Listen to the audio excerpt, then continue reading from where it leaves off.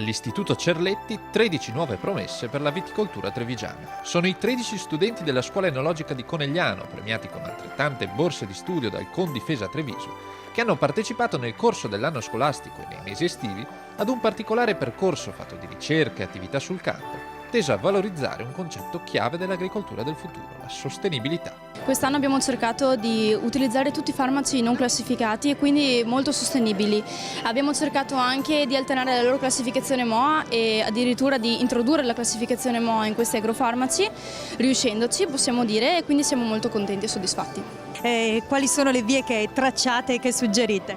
Sì, di continuare su questo percorso sostenibile e magari cercare appunto con i miglioramenti genetici di trovare delle soluzioni, oppure di continuare con altre iniziative sostenibili, insomma anche a livello di pratiche agronomiche, di farmaci impiegati, ma soprattutto appunto cercare di puntare molto sul miglioramento genetico e avere piante resistenti senza tanti trattamenti, insomma. Più che un percorso didattico, un'opportunità preziosa offerta ai ragazzi di toccare con mano la complessità del lavoro sul campo, supportati dall'esperienza dei tecnici del Condifesa Treviso.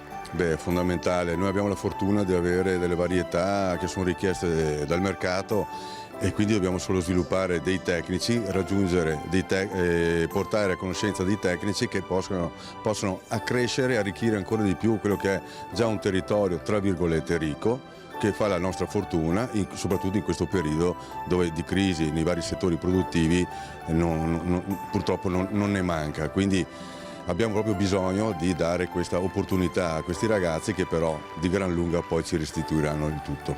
I nostri ragazzi vanno a fare attività di stage, attività di alternanza scuola-lavoro, quindi è una scuola in movimento, una scuola in complessa attività che sempre si preoccupa di vivere, che vive nel suo ambiente e nel suo territorio.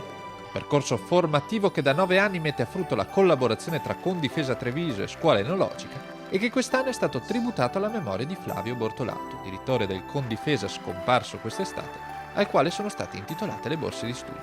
Lui diceva sempre non possiamo essere dei bravi imprenditori, dei bravi rappresentanti del mondo agricolo se non sappiamo portare le nostre esperienze in modo tale che questi giovani ne facciano ben uso.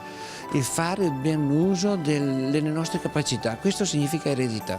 Oggi per poter decidere noi abbiamo bisogno dei ragazzi che sappiano cosa fare, che sappiano scegliere, che non vadano a chiedere e a farsi consigliare, ma loro devono entrare presso le nostre aziende e decidere cosa fare domani mattina. Questo sarà il nostro futuro e su questo noi ci siamo impegnati e su questo il nostro direttore si è impegnato in questi 9 anni, perché abbiamo trasmesso l'esperienza dell'imprenditorialità agricola.